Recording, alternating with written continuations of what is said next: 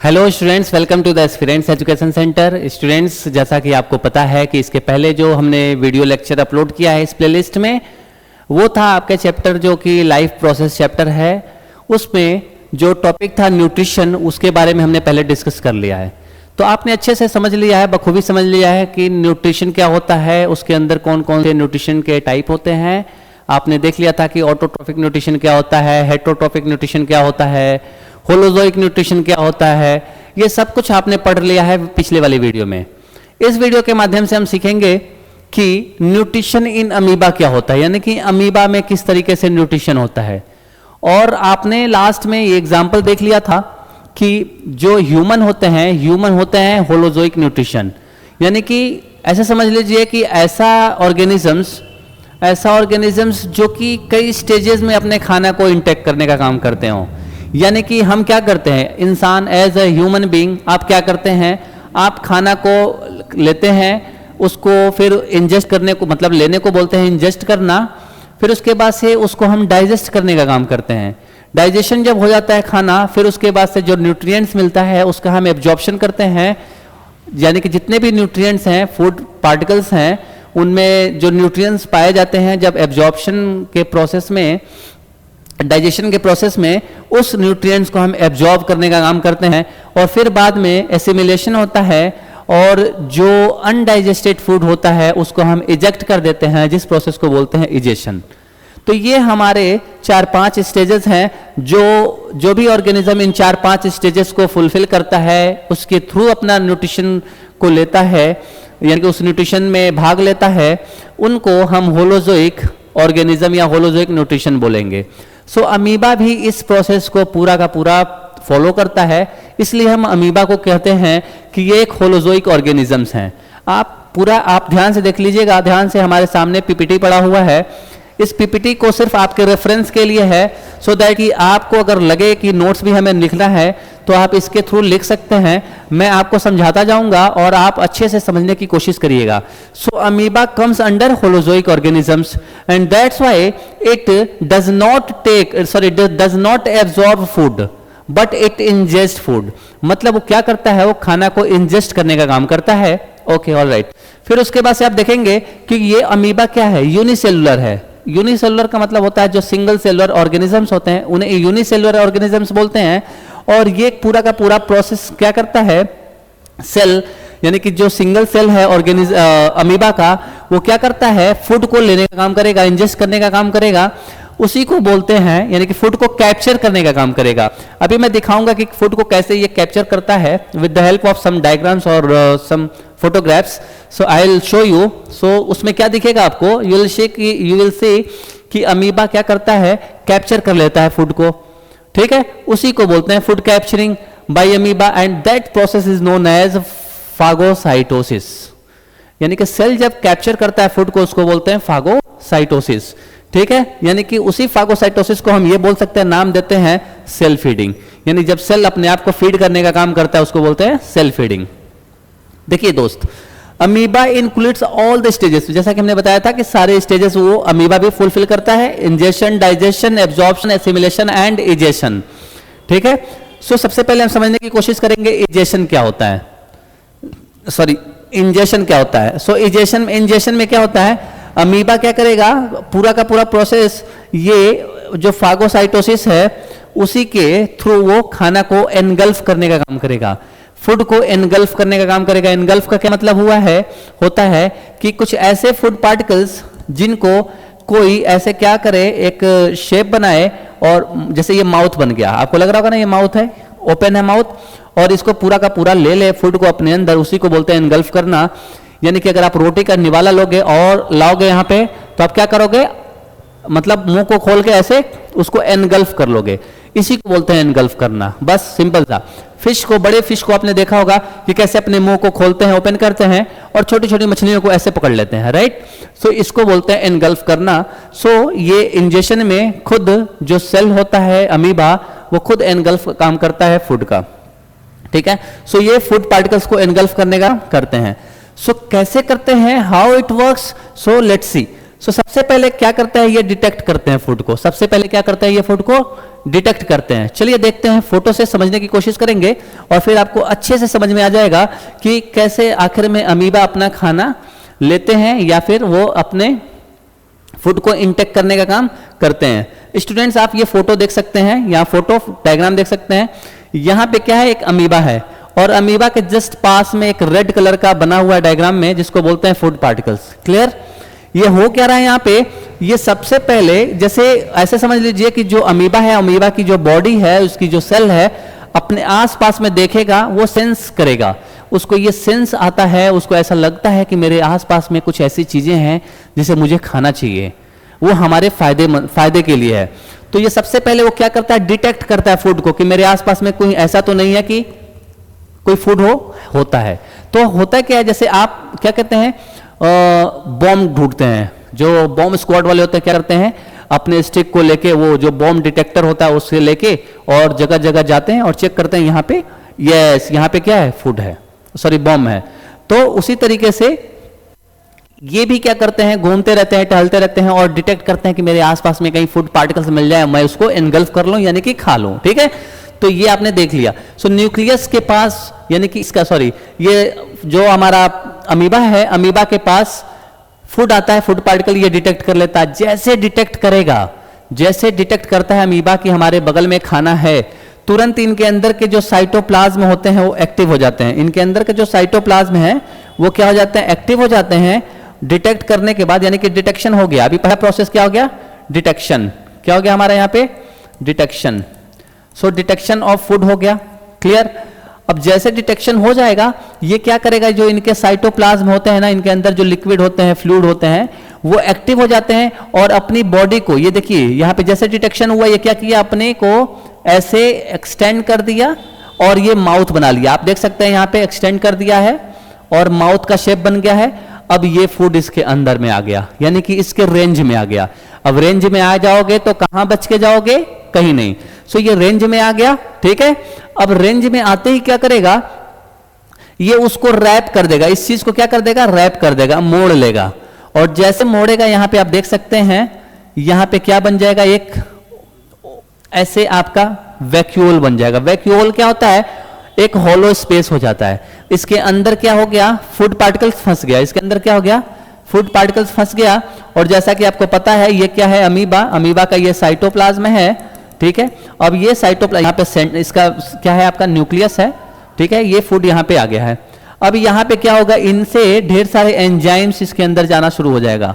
क्या हो जाएगा, इसके अंदर एंजाइम्स आना शुरू हो जाएगा और एंजाइम्स सीक्रेट करते हैं और वैक्यूल में भेज देते हैं, ताकि जो इसके अंदर जो कॉम्प्लेक्स फूड है, उस कॉम्प्लेक्स फूड को क्या कर सके, वो डाइजेस्ट कर सके, सिंपल फॉर्म ऑफ फूड में कन्वर्ट कर सके।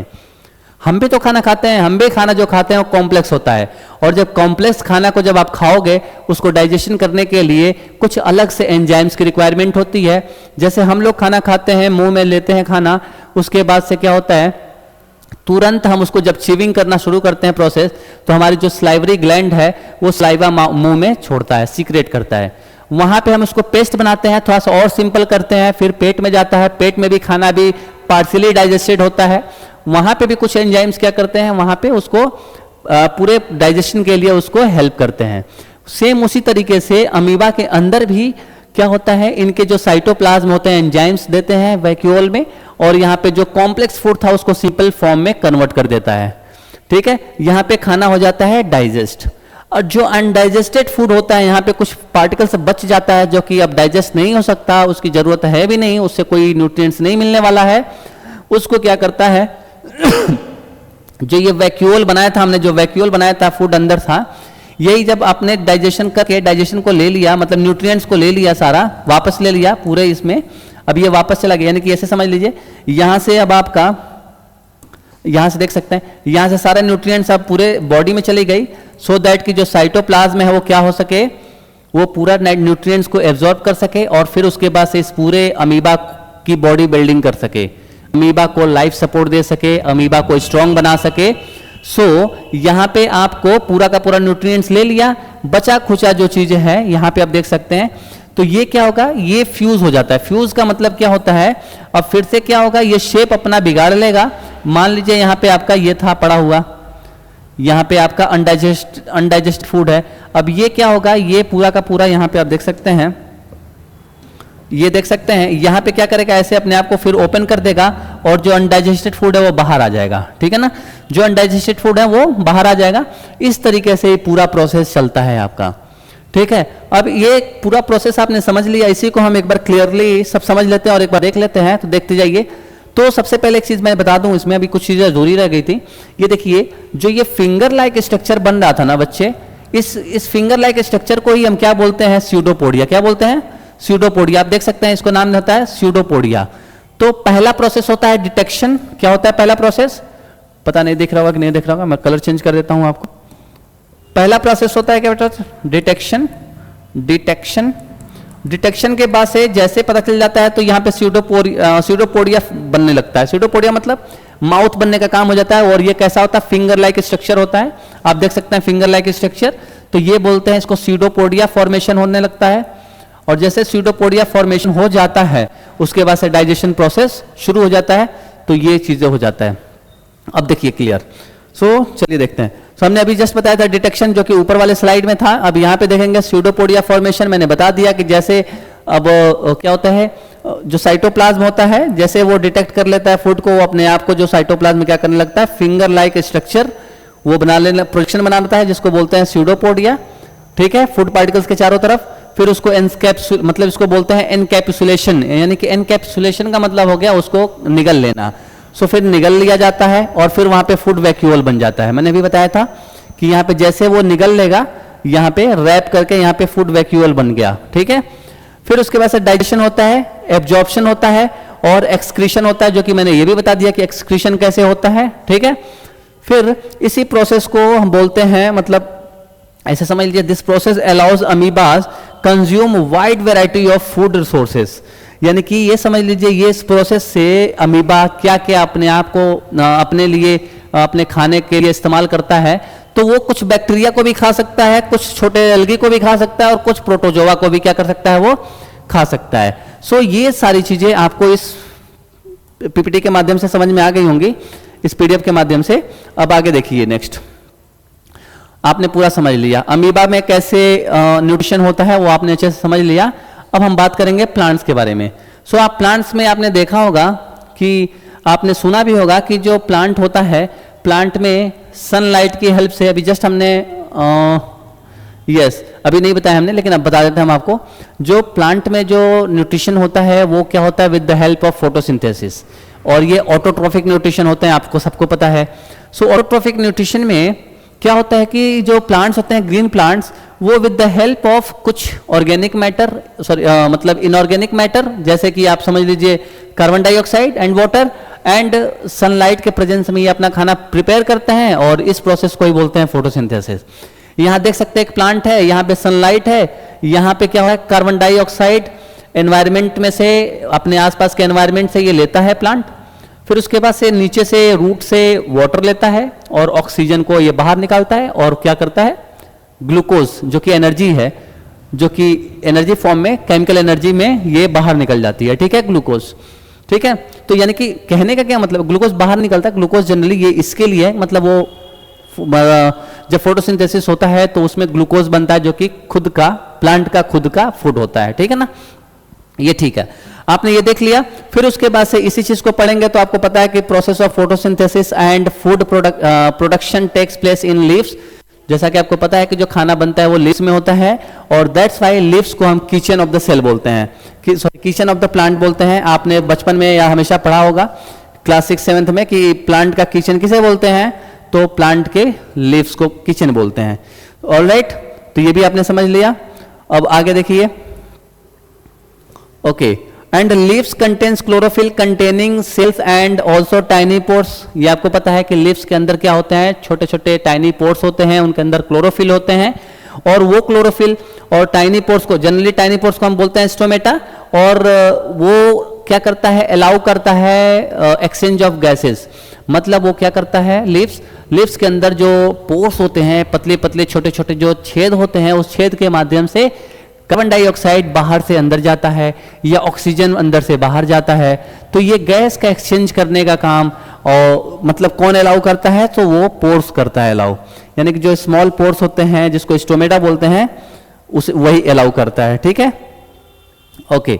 अब आगे देखिए स्टूडेंट्स, ये भी आपने देख लिया। अब आप अच्छे से स्ट्रक्चर ऑफ लीफ के बारे में समझने की कोशिश करेंगे, क्योंकि आप जानते हैं कि किचन, आप खुद सोचिए, अगर आप जो आपका किचन, आपका खाना कहाँ बनता है, किचन में, तो किचन में बनता है, उसी के बारे में समझने की कोशिश करेंगे कि स्ट्रक्चर ऑफ लीफ, यानी कि आपने प्लांट्स तो पढ़ लिया, प्लांट्स के बारे में समझ लिया कि प्लांट्स खाना बनाता है, प्लांट्स फोटोसिंथेसिस करता है, carbon dioxide, water and with the help of chlorophyll and sunlight, ये आपको पता है, उस प्रोसेस को फोटोसिंथेसिस बोलते हैं। लेकिन जो खाना बनता है लीफ में बनता है, तो लीफ के बारे में अंदर जानने की जिज्ञासा होती है कि नहीं होती है? आपको भी पता होना चाहिए कि लीफ के अंदर ऐसा क्या है, कौन सा ऐसा मैकेनिज्म होता है जिसके थ्रू आप समझ सकोगे कि हाँ अच्छा ऐसा खाना बनता है, ऐसे फोटोसिंथेसिस होते हैं। तो यस, वही समझने की कोशिश करेंगे। सबसे पहले हम स्ट्रक्चर ऑफ लीफ को समझेंगे, यानी कि किचन को समझने की कोशिश करेंगे। तो क्या है, तो ध्यान से देखिएगा, पहले हम आपको एक फोटो दिखाएंगे, उसी में सारी चीजें समझा देंगे, जो ये लिखा हुआ सारी चीजें आप उसमें समझ लेंगे। ध्यान से देखिएगा स्टूडेंट्स। तो ये है आपका अपना लीफ का, अब पहले तो मैं ये दिखा दूं आपको, एक चीज और दिखा दूं, फिर आप ये समझेंगे इजीली। देखिएगा स्टूडेंट्स, आप इस डायग्राम को देखने की कोशिश करिए, इसको। सो ये आपका लीफ है, ठीक है, आपको पता है। लीफ को हमने क्या कर दिया, इसे खोल दिया। जब लीफ को हमने खोल दिया बीचों बीच से, तो आपको लीफ में कुछ ऐसा स्ट्रक्चर दिखेगा, और कैसा स्ट्रक्चर दिखेगा मैं यहां ड्रॉ करता हूं, वही चीज आपको देखने को मिल जाएगा ऊपर। देखिएगा, पहली बात, यहां पे कुछ व्हाइट सा एक लाइन गया है, पतला सा, ऊपर ऊपर बॉर्डर में, पहला काम। ओके, दूसरा काम क्या है, यहां पे कुछ ब्रिक्स के जैसे आपको दिखेगा, आपको यहां पे देख सकते होगे आप अच्छे से, ऐसे बना हुआ है ब्रिक्स के जैसे, राइट, दिख रहा होगा आपको अच्छे से, वेरी गुड। फिर उसी तरीके से आप नीचे भी देख सकते होगे, नीचे भी ऐसे बना होगा ब्रिक्स के जैसे, ठीक है, और राइट, ये आपने देख लिया। बीच में स्पेस है, फिर स्पेस है, फिर ब्रिक्स स्पेस है, फिर ऐसे स्पेस है, ये देख लिया आपने ये भी देख लिया।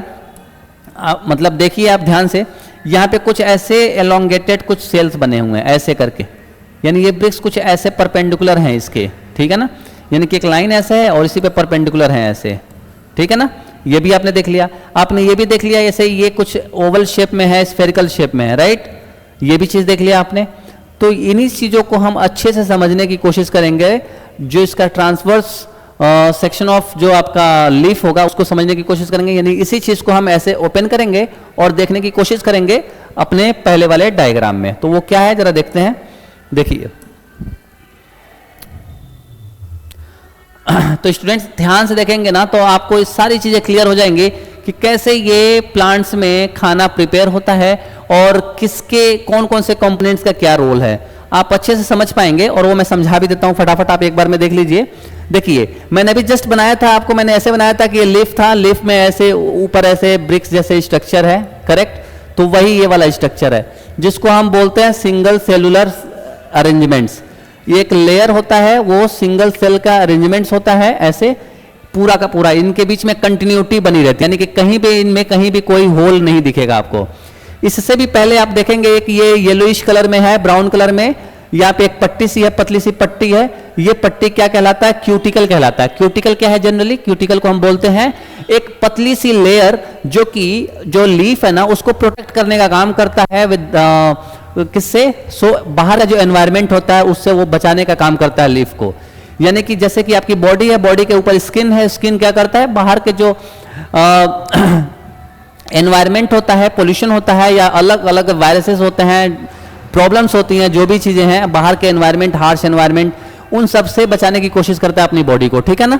सो इतना आपने देख लिया था, क्लियर है। सो ये आपने देखा कि ये क्यूटिकल से पतला सा लेयर है, सॉरी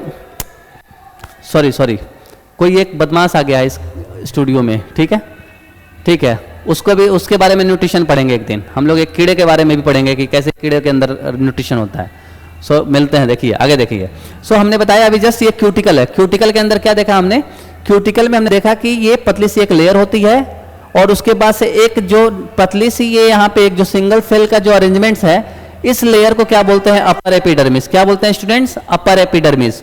और फिर उसी तरीके से सेम टू सेम नीचे भी ऐसे बना होता है एक सिंगल सेल का लेयर बना होता है जिसको बोलते हैं लोअर एपिडर्मिस। यहां तक समझ लिया आपने? अपर एपिडर्मिस, लोअर एपिडर्मिस, ये पूरा हम ध्यान से एक एक टर्म्स को समझेंगे, पूरा लेबल करके समझ रहे हैं ताकि लीफ के बारे में आज के बाद से आपको कोई दिक्कत ना हो लीफ के स्ट्रक्चर को समझने में और उनके कंपोनेंट्स को समझने में। सो ये लीफ का पूरा क्या है, नीचे वाला लोअर एपिडर्मिस है, ऊपर वाला अपर एपिडर्मिस है। आप देखोगे ऊपर भी क्या है, ऊपर भी आपको देखने को मिलेगा क्या, ऊपर भी आपको देखने को मिलेगा क्यूटिकल्स और नीचे भी देखने को मिलेगा क्यूटिकल्स। नीचे भी आप देख सकते हैं ब्राउन कलर का, देख सकते हैं आप, वेरी गुड। सो आपने क्यूटिकल समझ लिया, अपर एपिडर्मिस समझ लिया, लोअर एपिडर्मिस समझ लिया।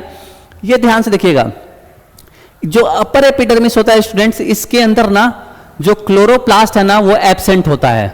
जो क्लोरोप्लास्ट होता है वो एब्सेंट होता है, याद रखिए, नोट भी करते जाइए, या फिर हमारे जो पीडीएफ है ये हम प्रोवाइड कर देंगे अपने डिस्क्रिप्शन बॉक्स में, या फिर जो हमारा कमेंट सेक्शन में या डिस्क्रिप्शन बॉक्स में हम डाल देंगे, आप वहां से डाउनलोड भी कर सकते हैं। सो इसके लिए टेंशन छोड़ दीजिए, बस आप ध्यान से समझने की कोशिश कीजिए। तो जो अपर एपिडर्मिस होता है इसके अंदर क्लोरोप्लास्ट एब्सेंट होता है, साथ में स्टोमेटा भी जो होते हैं, पोर्स जो होते हैं वो भी एब्सेंट होते हैं। यानी कि भूल जाओ भैया कि यहाँ पे कोई भी फोटोसिंथेसिस होता होगा, जहां पर क्लोरोप्लास्ट होगा ही नहीं वहां पे फोटोसिंथेसिस कैसे होगा, नॉट पॉसिबल। यानी कि यहाँ पे फोटोसिंथेसिस होता ही नहीं है। अच्छा तो फिर होता कहाँ है? लीफ के बारे में अगर हम पढ़ रहे हैं तो लीफ के बारे में पता भी तो होना चाहिए कि कहाँ होता है फोटोसिंथेसिस। ओके, आगे देख लेते हैं, अभी बहुत कुछ समझने को है लीफ में, सो घबराने वाली बात नहीं है। जस्ट इसके नीचे जब आते हैं बच्चे तो हम नीचे क्या पाते हैं, नीचे देखते हैं कि ऐसे एलोंगेटेड सेल पाए जाते हैं, ठीक है ना, एलोंगेटेड कुछ सेल्स होते हैं, यानी कि एक ग्रुप ऑफ सेल्स हैं, ये पूरा का पूरा एक ग्रुप ऑफ सेल्स हैं। इसी ग्रुप ऑफ सेल्स को बोलते हैं पैलिसेड मेसोफिल। ये एक टिश्यू है, ये एक ऐसा टिश्यू है जिनको बोलते हैं पैलिसेड मेसोफिल्स, करेक्ट।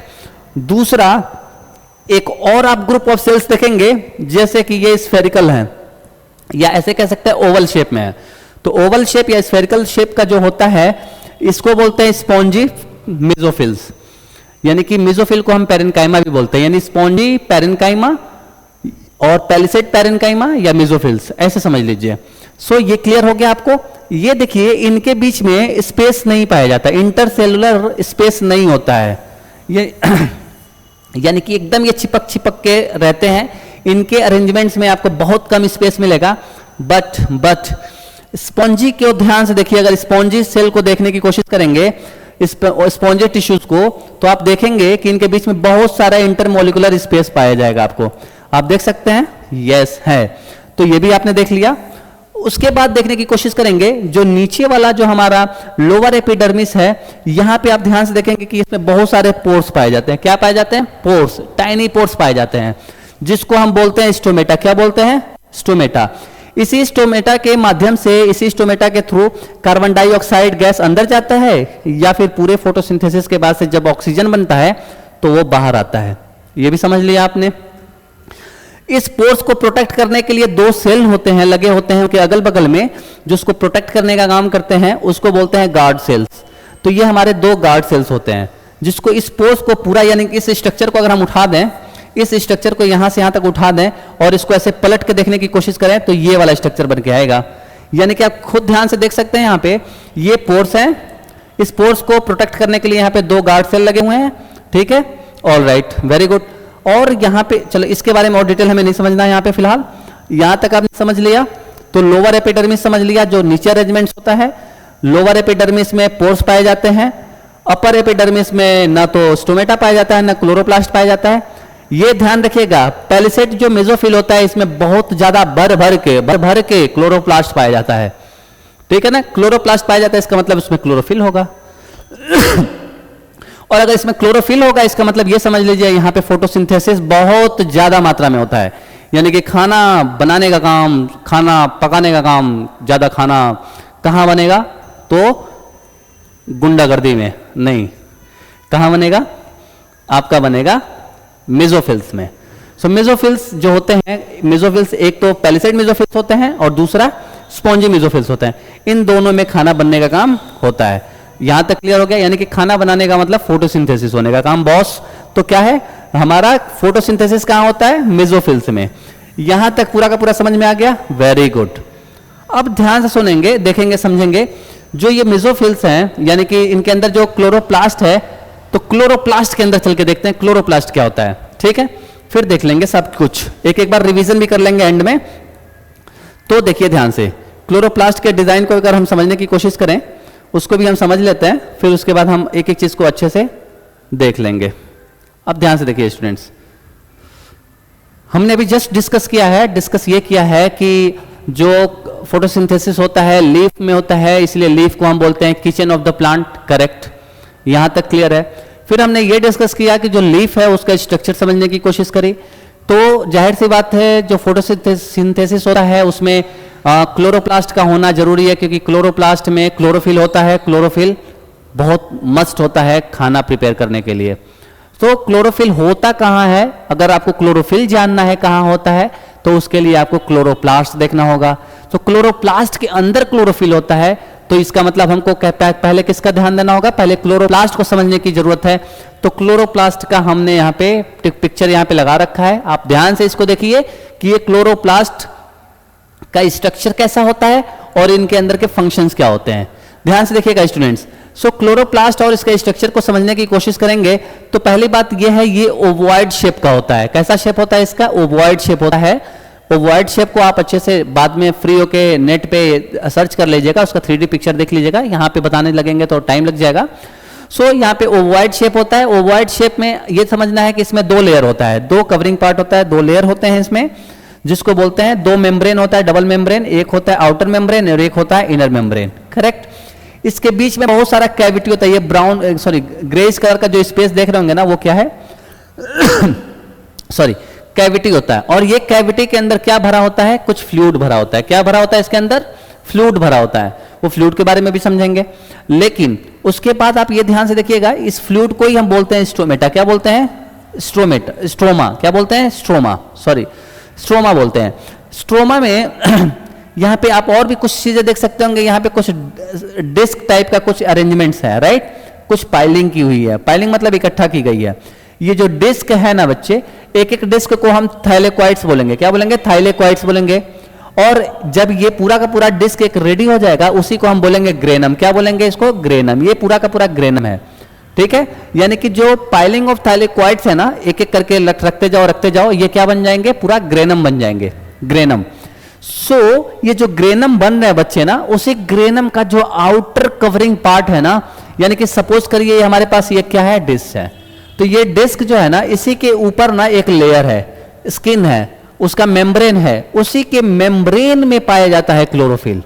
यानी कि क्वेश्चन पूछा जा सकता है कि बताइए कि जो क्लोरोफिल है वो कहां पाया जाता है। आपने बड़ा आसानी से बोल दिया सर लीफ में। अरे लीफ में नहीं पाया जाता है बाबा, लीफ के अंदर जाओ।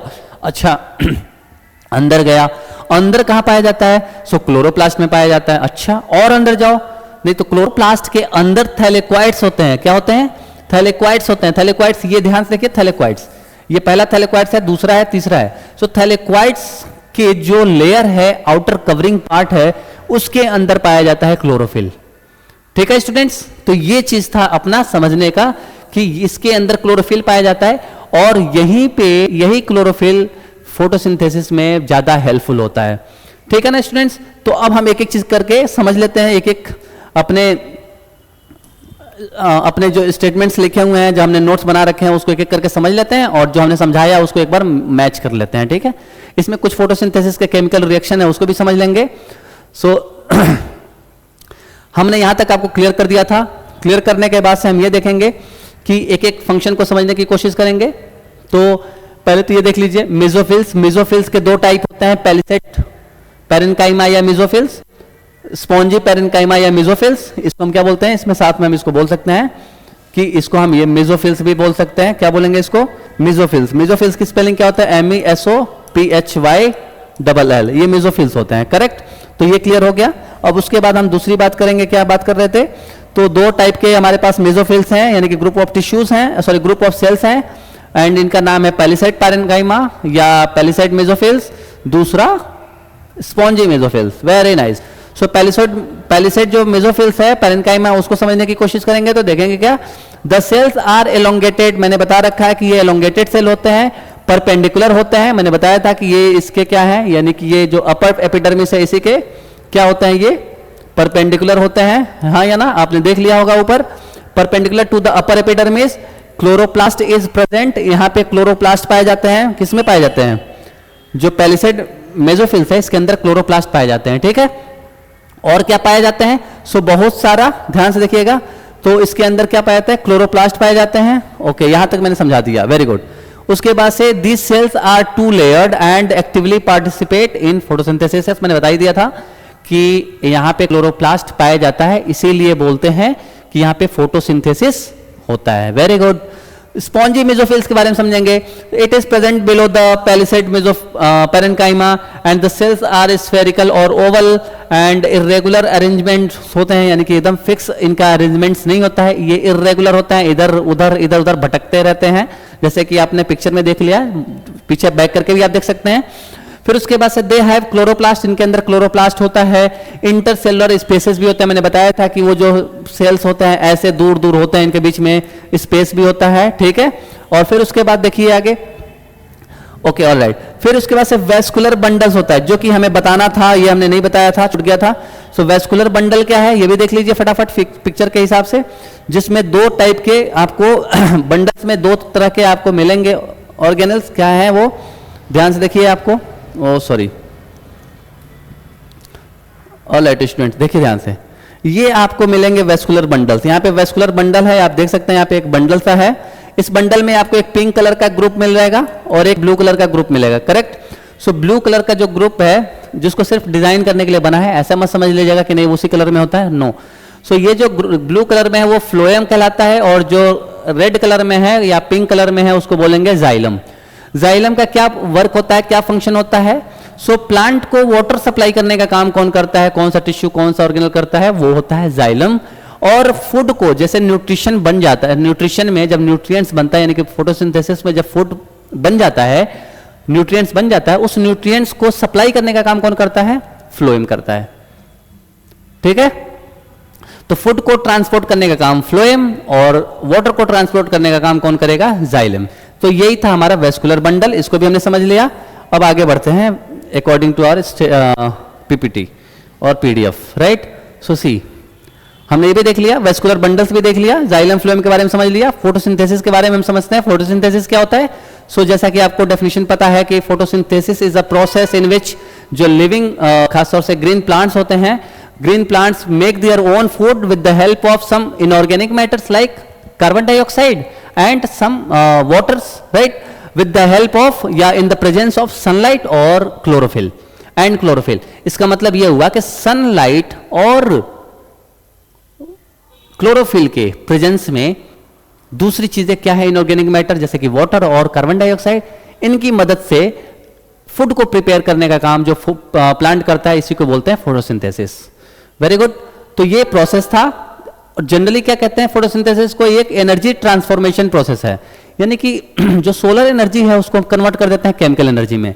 आप यहाँ पे देख सकते हैं कि कार्बन डाइऑक्साइड और वाटर मिलके यहाँ पे केमिकल एनर्जी से केमिकल एनर्जी बन जाता है, यानी कि ग्लूकोज बन जाता है और ऑक्सीजन भी बन जाता है, ये आपको पहले से पता है, ठीक है।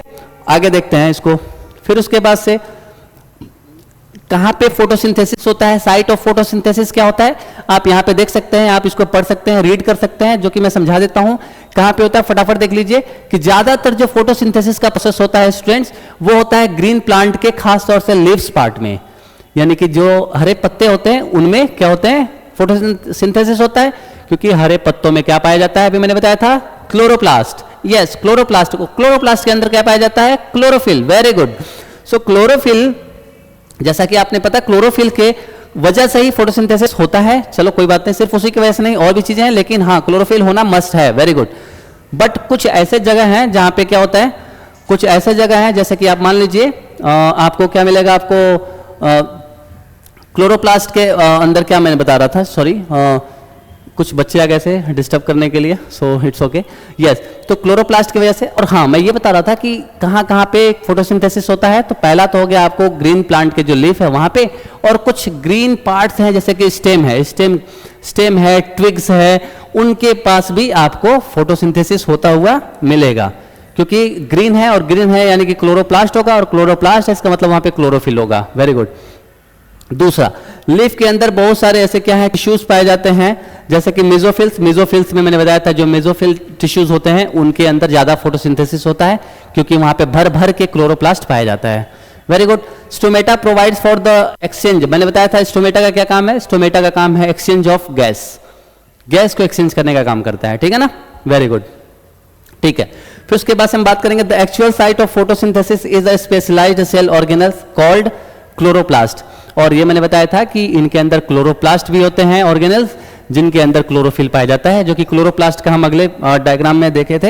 यानी कि क्लोरोप्लास्ट के पास बहुत सारे पिगमेंट्स होते हैं, ध्यान से सुनिएगा स्टूडेंट्स, जो क्लोरोप्लास्ट होता है उसके अंदर बहुत सारे ऐसे पिगमेंट्स होते हैं, और उस पिगमेंट्स के अंदर क्या पाया जाता है, वो मतलब कई तरह के पिगमेंट्स होते हैं जो कि डाइजेशन प्रोसेस में हेल्प करते हैं, यानी कि फोटोसिंथेसिस होने के प्रोसेस में हेल्पफुल होते हैं। अब वहां पे डाइजेशन का मतलब ये समझ लीजिए कि फोटोसिंथेसिस का समझ लीजिए मतलब, यानी कि फोटोसिंथेसिस में हेल्प करते हैं बहुत सारे पिगमेंट्स, और उसमें से एक पिगमेंट्स ऐसा होता है जिसे बोलते हैं क्लोरोफिल, और वो भी उसके अंदर पाया जाता है, ठीक है।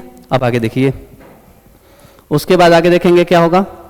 ये मैंने डायग्राम पहले ही आपको बता दिया था कि जो मेसोफिल्स होते हैं उसके अंदर पाए जाते हैं, ये मैंने पहले ही समझा दिया है। इसमें भी हमने बता दिया था कि क्लोरोप्लास्ट ओवॉइड शेप का होता है, ठीक है, डबल लेयर होता है, डबल वॉल होता है, एनवेलप होता है, यानी कि डबल मेम्ब्रेन होते हैं, ठीक है।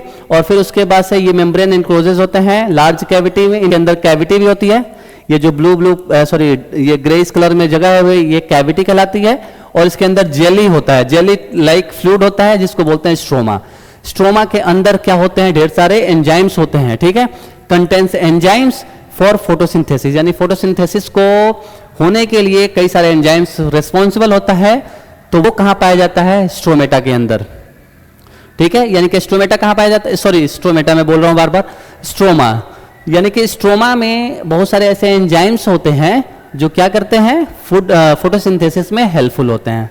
क्लियर है, okay. And there are many piles of stacks, मैंने बताया था कि बहुत सारे पाइलिंग किए हुए कुछ डिस्क ऐसे होते हैं ना, ये पाइलिंग किए हुए होते हैं, एक दूसरे पे पाइल्ड होते हैं, और इसी पाइल्ड स्ट्रक्चर को बोलते हैं हम ग्रेनम, क्या बोलते हैं, ग्रेनम।